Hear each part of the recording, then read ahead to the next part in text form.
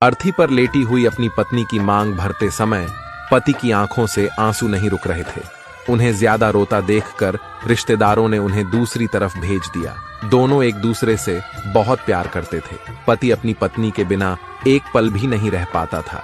दोनों ने साथ जीने मरने की कस्में खाई थीं, लेकिन आज पत्नी पति को अकेला छोड़कर जा चुकी थी।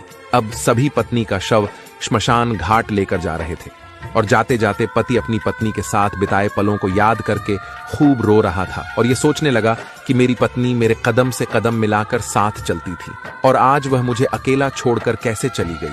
उसके बिना मैं अकेला कैसे रहूंगा। पति पत्नी से कहता है, बेटी की शादी कर दी और बेटा भी दूर अपनी पत्नी के साथ रहता है। अब बताओ मैं किसके साथ रहूंगा।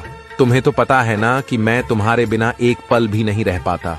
तुम हमेशा कहती थी मैं सुहागन ही मरना चाहती हूँ और मेरे मरने के बाद मेरी मांग जरूर भरना। लो, मैंने तुम्हारी हर इच्छा पूरी कर दी।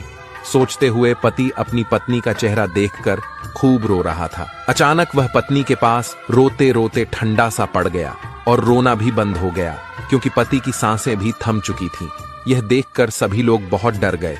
तभी उनका बेटा उनके पास जाता है और कहता है, उठो पापा उठो। लेकिन जब 5 से 7 बार कहने पर भी नहीं उठे तो उनके बेटे की चीख निकल गई और वह खूब रोने लगा। लेकिन पति तो अपनी पत्नी के पास जा चुका था।